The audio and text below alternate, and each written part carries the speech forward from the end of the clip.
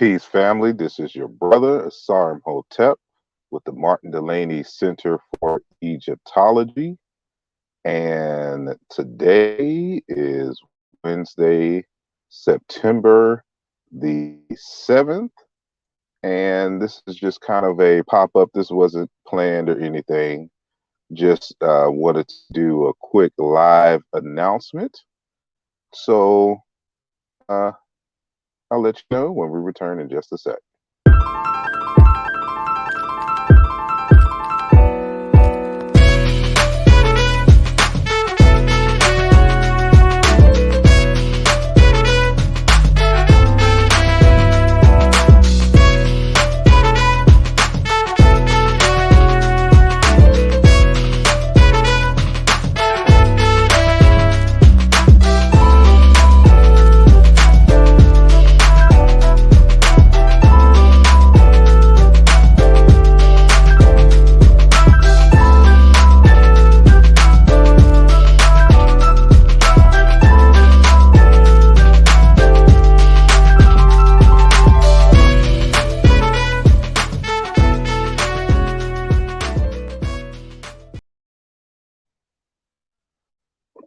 Peace and blessings, everyone. As you can see, I am parking lot pimping at the moment and just came back from running some errands. And where I have certain things shipped, I got a shipment in today. So I just want to first say thank you all for joining the conversation. And I know it's been a minute, and that's because I'm working behind the scenes doing some things. So I'm going to get back into doing the shows regularly. So we got a major interview coming up soon. Don't know the date yet. We're still setting it up. So I'll let you know more when that happens. And Sister says, no, not in the car. Yep, in the car. And that's kind of an inside joke. So, but yeah, no, I haven't been carjacked with Conan Lee. And just shout out to everyone who's made themselves known in the chat. So Emmanuel Adama is in the building. Infinite Minds is in the building. Of course, Sister Tavita is in the building. And of course, Conan Lee across the water is in the building. And Simply Saved let themselves known to be in the building. So peace and blessings to you as well. And Tylaki is in the building via Facebook, and Jagad Davis is letting everyone know peace and blessings, and we keep joining the conversation. And so, speaking of peace, as I stated earlier, I'm going to be doing more shows coming, and so the first one coming up is going to be this Sunday at 5 p.m. Eastern time, and I'm going to be breaking down the word Hotep. And so this seems to have, be a term that, many people have kind of misused in recent times in an effort to kind of like discredit, African-centered scholars and people who gravitate towards Africa. So we're going to deal with that term and some variations of this term in the African languages. So we're going to be dealing with Hotep on Sunday. But today I just wanted to just make a quick announcement. This is not intended to be like a long show or anything, but I have in my hand the first copy of the pre-edited, hasn't been edited yet, variation of the book, the upcoming book, Race and Identity in Ancient Egypt, Volume 1, the Towards an Etymology of the Place Name Kemet. And so I'm very excited. And so normally I just kind of, for the first draft, I get you can see generally, how everything will look. And, uh, a lot of this stuff will change in terms of page numbers, and I'll be adding and subtracting some things.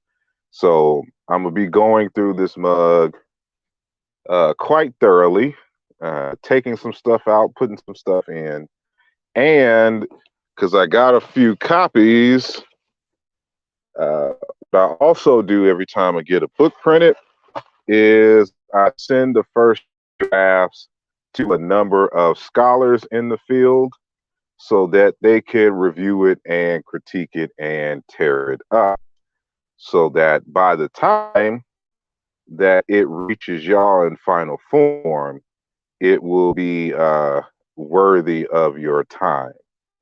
And so, as you all know, I've been dealing with this issue of race in ancient Egypt for quite a long time, and especially on this issue of the name Kemet. And Firelighting says, so let's go ahead and put up a GoFundMe so we can get you an iPhone 13 for that camera quality. Y'all go quit hating on my Google Pixel, whatever number it is that I got, and its features. It serves me well. I don't normally use this phone for anything other than talking. So it's rare that you'll find me live on the phone. So I'm not too hold on, let me see. Stone Critic says, would you be willing to debate Smash on the meaning of Kemet? Yeah, but I got some plans. There's don't take my silence in these recent weeks as someone is being idle and trying to avoid. I'm setting up something, and it's going to be bigger than Smash. I'll debate anyone. So Smash is not even an issue on this question. So he said, "Yeah, that audio on point." He says the community needs that. So yeah, so I'm sorry, y'all, in terms of the video quality, but again, this is my phone, so it ain't my normal, PC, um, but for those of you who are joining, again, I'm just making an announcement that I have a few copies of the first unedited and unreviewed version of my upcoming text titled Race and Identity in Ancient Egypt, Volume 1, Towards an Etymology of the Place Name. So this will be Volume 1. It's intended to be 3 volumes. And so the second volume, actually, I'm going to be the editor of the text. And there's going to be other scholars contributing to the Volume 2. And, so we're going to be dealing more in depth with the issue of race, ethnicity, identity, and the like in that text. And so this one is just dedicated to the issue of the usage, the etymology of the place name Kemet. And then in Volume 3, I'm just going to be posting nothing but primary resources, primary text in both Greek, if need be, Assyrian, and of course ancient Egyptian, on race and ethnicity questions and the like. And so it's just going to be a source text for those who are researching, who need copies of the primary text. And so I may not necessarily post like all the direct glyphs, but you'll definitely have at least at minimum a transliteration and translation of these primary texts. So the objective is to have the hieroglyphs along with them as well. So, I got my work ahead of me, but he says, can you say what other scholars proposed in volume 2? Nope. Some have already committed, some I have yet to ask. But there are again to be a multitude of scholars that are going to address that question, and so it'll be in ethics. And peace to Teti Ursama Ras Nefru. Thank you for joining the conversation. And Stone Critic in the building. Thank you for joining the conversation. Brother Chavez is in the building. And Living in Truth, Prophetess Keys Truth is in the building. And so I want to say thank you for joining the conversation. And anybody else who I missed, I do apologize. But yeah, so like right now as it stands, I have not entered my preface, and I have not done the index of keywords so that y'all can easily find certain concepts. And so this is a linguistic text. This text is aimed at academics. So I've tried my best in the text to include some sense of explanation for certain academic concepts so that the lay reader would not be lost. And of course, I always have to have a method section. So it's going to be very important that you write, that you pay attention to chapter 1, which is going to be the methodological considerations. And so if you get through the methodological considerations, then you will be able to follow this book no problem. So that's why it's chapter 1. And then in the introduction, as I mentioned before, for some reason, there are those out there who thinks that Capo Chichi has homework. Dr. Capo Chichi, Sandro Capo Chichi has homework for us, not understanding that we've gone back and forth with him many a times for a number of years. Both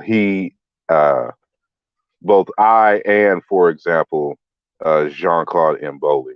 And so I address him from our personal conversations as well as his online, publications regarding the meaning of Kemet.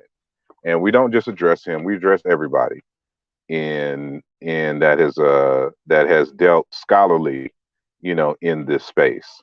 So this is why the text is currently it'll probably end up being like 430 pages. And so there's some other surprises that I won't spoil for those of you who will be at this text. So just want to let y'all know that this will be a good reference text that you will be looking at for a number of years. And so this will be my, for the most part, final argument on the issue of Kemet. And this is an accumulation of 20 years of research and discussions on the meaning of the place name Kemet. And not saying that it is the final say, because that's never the case in scholarship, but I have made it to where that if anyone is seriously considering doing scholarship on the word Kemet, they're going to have to thoroughly read and understand this text and address the methods and the processes which this text puts forth. And so as I've stated, this probably will not come out until March of 2023. I have a number of copies here, and there's a few more in this box that I'm going to be sending to a number of scholars and who are going to review and critique, and then I will make adjustments based upon their critiques and things in the future. So that's going to take a minute. So just outside of the general editing itself, that process takes a while. That so the release will not be until probably March of 2023. So I know it's early, but I got to do y'all like they do us in the movies. Be like Black Panther 4 coming out 2024, and it's January 1st, 2022. You know how you do us. So uh so there are some updates and changes even since the contribution that I put into Alluja Volume 2. So for those who have Alluja Volume 2 and know about the particular chapter dealing with Kemet, please understand that this is a more expansive text and more comprehensive, and you know uh, yeah, it's just more detailed and everything is put together. So some of the stuff that we addressed in the contributions to the debate on the place name Kemet, or the meaning of the place name Kemet, that the Seshu Heru research team, Brother Sanjeti Ankh Ra and Brother Wujaru Irmaat, and I put together for our, which was supposed to be a debate at ASCAC, but was not. And so, this is, the text that was coming out in reference to, that was referenced in that text. So it's been a couple of years and just been going through refining arguments, hunting down primary source material, um, getting feedback on certain texts. So there's already aspects of this have already been given to certain scholars for their critiques. But you have to, once you finish, give it to a number of scholars so they can look at the text in its entirety. And so again, this is unedited. And so a number of stuff in here that I have in here will probably be taken out, and new stuff I know for a fact will be added in, and which I've actually, even before I got a print copy, already made some adjustments to certain tables and entries and the like.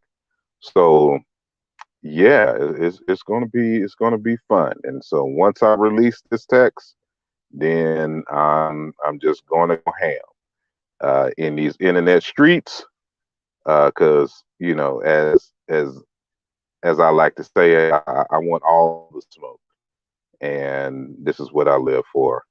And so we'll see. So we'll let the pseudos have their fun at the moment, and so, but in due time, all will be silenced um, concerning these arguments. But anyway, what's been up with y'all? What y'all been up to in these summaries? Says, what's the name of the book? Um, Again, it is Race, Identity in Ancient Egypt, Volume 1. Towards an Etymology of the Place Name Kemet is the subtitle. So there's going to be 3 volumes of this text. And we're dealing with the larger issue, race and identity in ancient Egypt.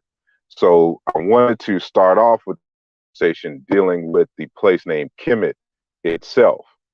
And then we're going to go into the edited work, which is going to be volume 2, where a number of scholars are going to contribute in the realm of bioanthropology and linguistics, in social anthropology, of course, Egyptology, and the like. And so we're going to address the question. And then in volume 3, the intent is just to be a book of sources, a primary source material for which to to have that discussion. So when people are having these discussions online, they can go to the book and get a facsimile of the primary text. So so the larger issue is on the race and ethnicity of the ancient Egyptians, and then each volume is going to deal with something specific. So let me clip that. He says, thanks. I don't speak English. I speak French. I love fighting for Africa, Kidman. I'm from Congo. Respect, Mabanza. Thank you for joining. Merci, as we would say. And it is hard to know who is a pseudo ATM. I don't know. Everybody using that term perhaps incorrectly. We know that they're using it incorrectly. And it is, you have individuals who use scientific terms and use it out of context. And when I speak about pseudos, it's people who are making arguments and then using ill-informed methods to try to make their arguments. And this is what you get. And it doesn't matter if the individual has degrees or they're not degreed. Most of these conversations, when it comes to the place named Kemet, are led by emotions and what they think should be right, instead of an actual scientific approach to the study with no bias towards an answer until they thoroughly went through all the stages and leaned on something as a result of a deep understanding of the research question, of the methods used in that research question, and the extant evidence for which they are making their judgments on. And so, it's just a lot of just misinformation. And a lot of people are arguing arguments that no one even said, which means that they've even skipped the basic requirement in research, and that's literature review. And so any of my arguments have all been written down in books. And you will see individuals make claims that no one else has made ever in life, and then argue against the claims that they make up in their head. That's what makes them pseudo. And so, let me see here. When you going to review the book Hebrew is Greek for me, brother? I'm not sure if I have time for that, because I'm in school now, and I'm taking additional courses outside of my normal schooling, and then I'm working on the text and the like, and dealing with other things. So I'm not sure I have time to review whether or not Hebrew is Greek. And I've read some of that, and I'm just not compelled to finish it at this moment. Let me see. Ooh.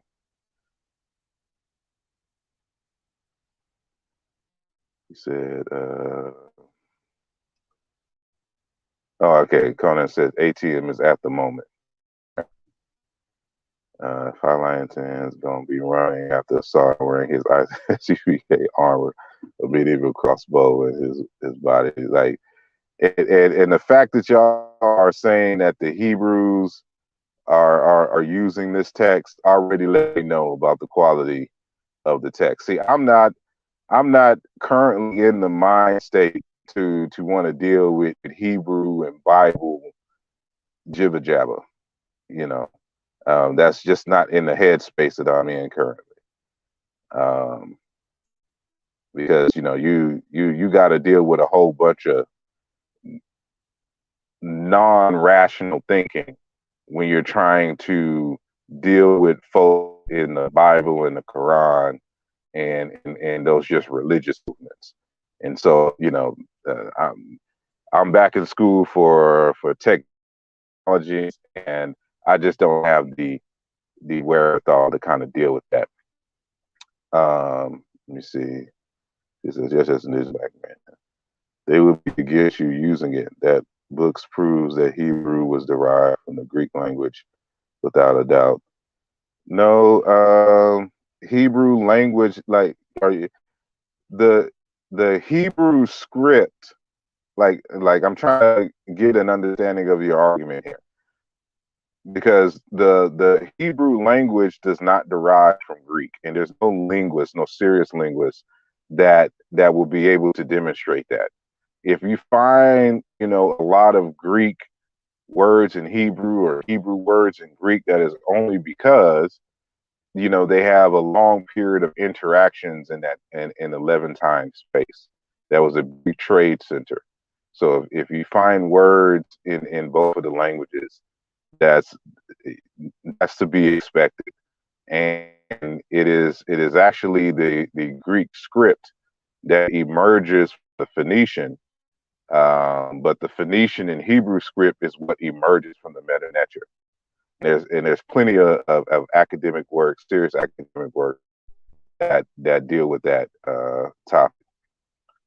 And indigenous black man is evolution and belief. Science lives beliefs. We all go off beliefs. No, uh, science goes off of the acceptance of a set of experiments. And unlike religious belief, which requires no evidence or proof at all, in fact, proof and evidence is anti the faith requirements of religions.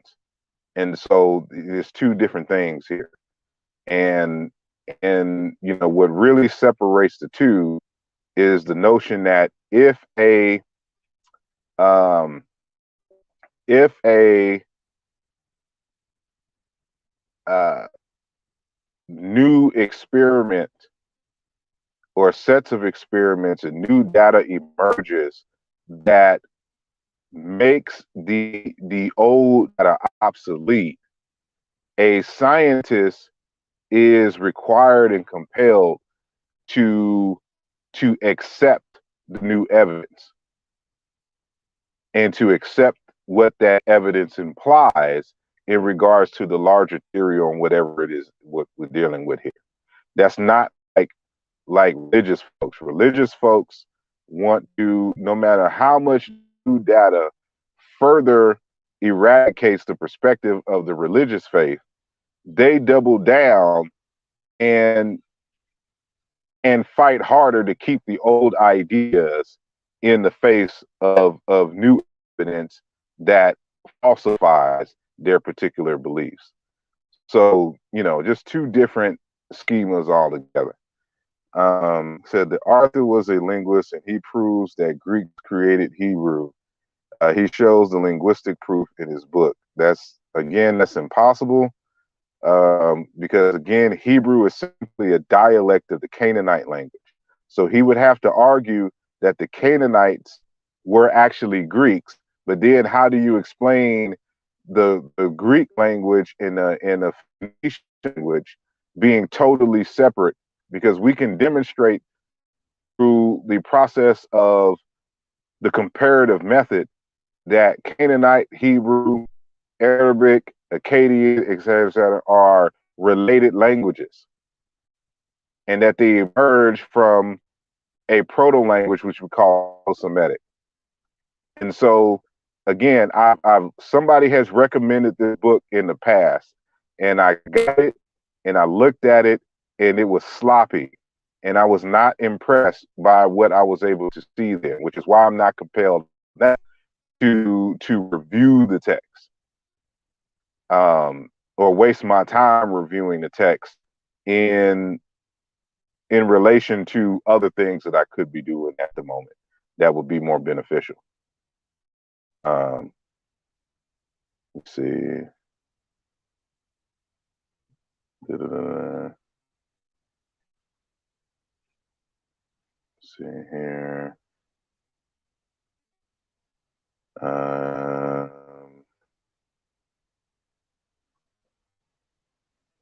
Says, Asar, is there an update on Dr. Keita's book? No, it is not. However, he has, ironically, he just emailed me at the beginning of this week, and supposed to be hooked soon, not only in terms of his book, but also a website that we're supposed to be working on.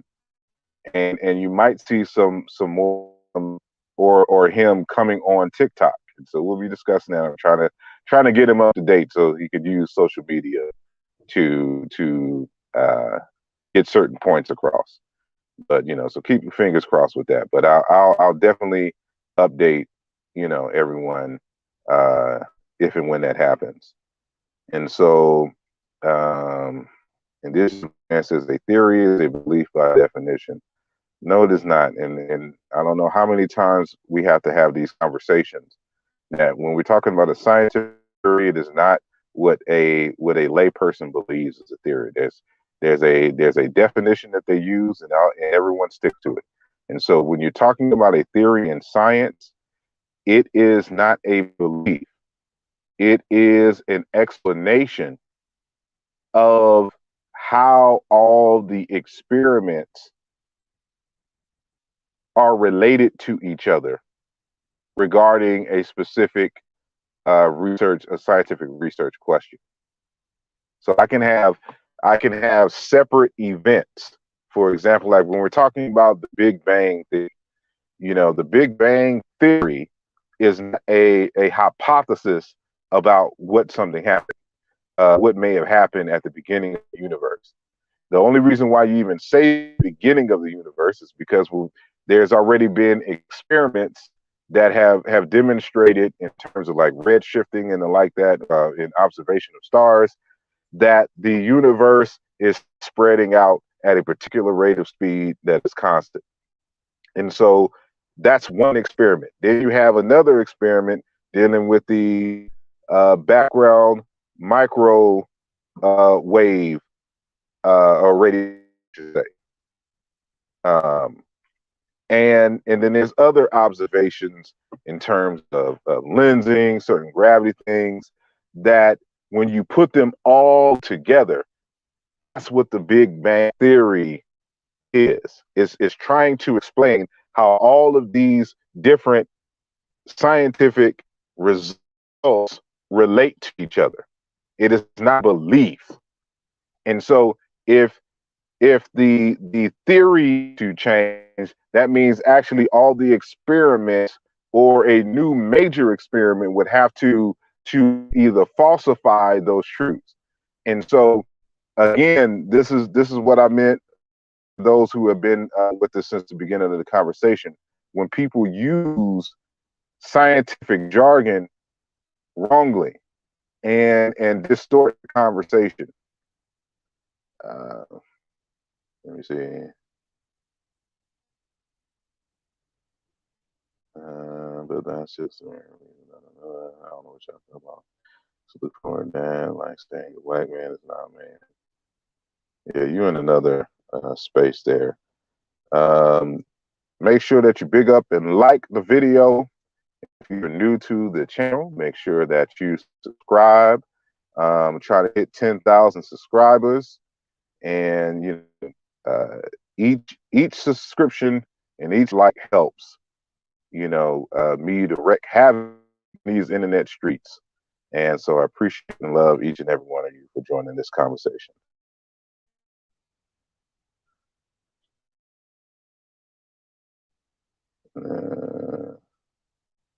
Ancoma the Jed says science is a posteriori, requires experience methods which are inherently subjective and contain error.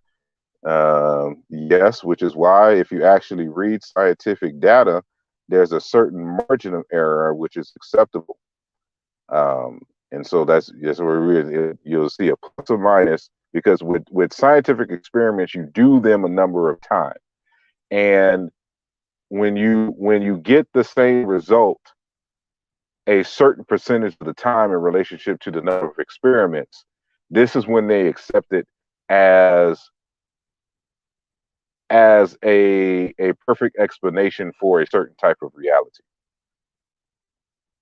And so, but there's always room for error, which is why, because science is statistical, they always have a margin of error in the results. And so that's nothing new, and it does nothing to falsify science as a process.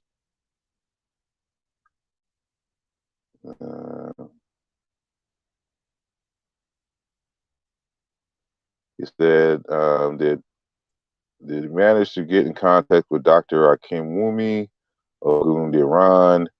No. And that's pretty much a quick answer. Let me see. He said, are we saying that Greeks didn't conquer those areas and enforce their own language? Maybe sometime, but at the emergence of the Phoenician language from Northwest Semitic, Greeks didn't even exist. And so it's, that's a whole show in itself. And that's why research methods is more important than data and information. Because if you don't understand the research methods and how you determine outcomes, anybody can say anything that sounds good, and people will roll with it. Let me see. He's a Yoruba archaeologist who suspects there may be a connection between Sudan and the Yoruba people. Yeah, I think he hit me up on my Sarim and Hotep page, and matter of fact, I haven't even checked my inbox in a minute, so I'm not sure if he responded back, because I think he made a comment in one of the videos that I was doing live at some point. And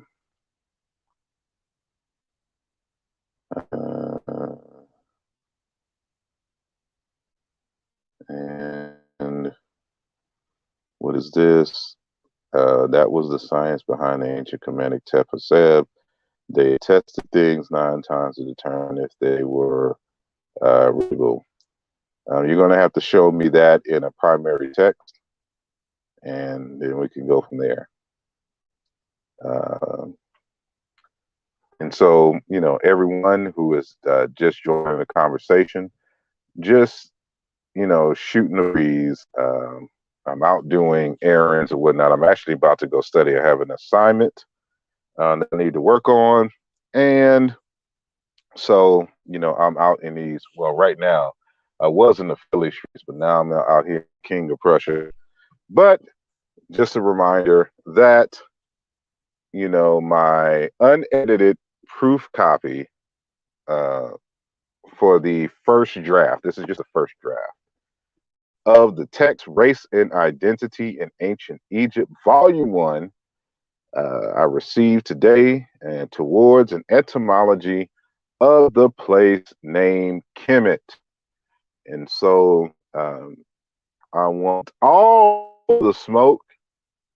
And of course, when we give all the smoke, we like to put things in writing, because people think that they doing scholarship by making videos.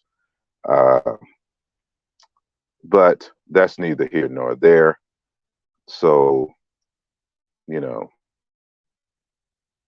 more of that to come. So I got a lot to read and review, and it's about to go down. Are you familiar with the work of Vincent Yariku Farrar? If not, be sure to check out Pre-Colonial African Material Culture, Combating Stereotypes of Technological Backward. Will do. And Judy Malai said, Riparian Land, stand up. And Robert says, send the link. And then they can assess your video speaking on Tepeseb. And that's what I'm saying.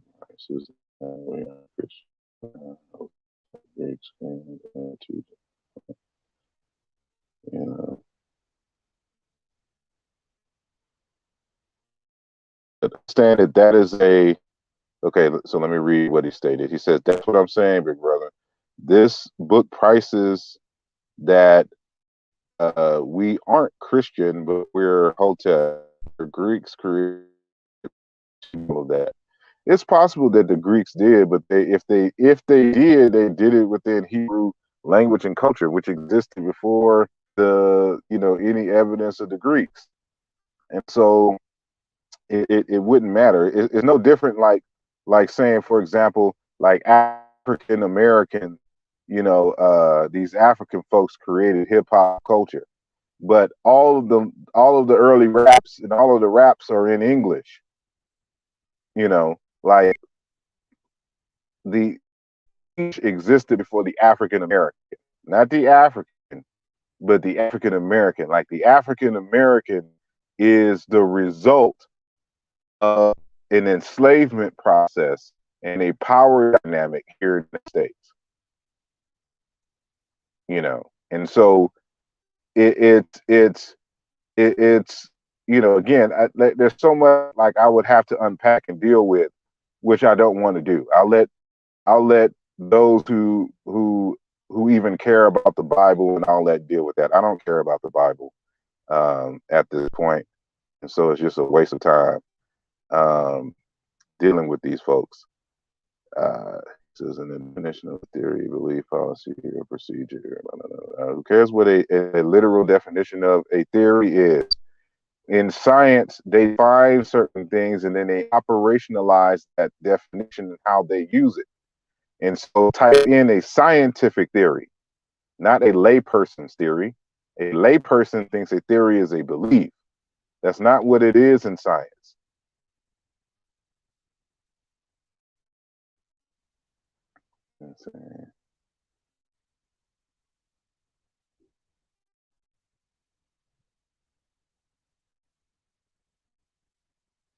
What makes one think that it was an interaction between ancient Egyptians and Greeks that spawned the creation of the Hebrew? Like that doesn't even make sense. Hebrews are Canaanites. They're just a separate group. It's just like Americans, the white Americans are English. They're from England. And they separated a new identity, still speaking English. That's why we're Americans, but we speak English. They're the same people. Canaanite Hebrews are the same people. Hebrew is just a dialect of the Canaanite language, just like American English is a dialect of England English. So, I don't know what would be the best. Just pick one, and that's how I look at it. So, have you come across any lesser known Greco-Roman sources concerning the physical appearance of the Egyptians? If so, which quotes most? I'll deal with all of that in volume 3. It has all the sources and the original group for those who want to investigate at that level. He said, "Did I Canaanite was a dialect of ancient Egyptians?" No, I did not. Let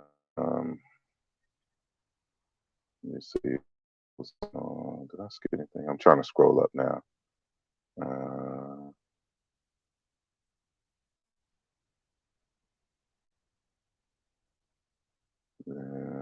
Oh, there.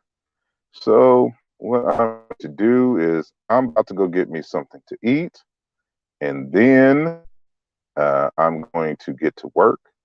And so, with that said, I do appreciate each and every one of you. Again, I'm still working hard. It's not done, but it's closer to being done.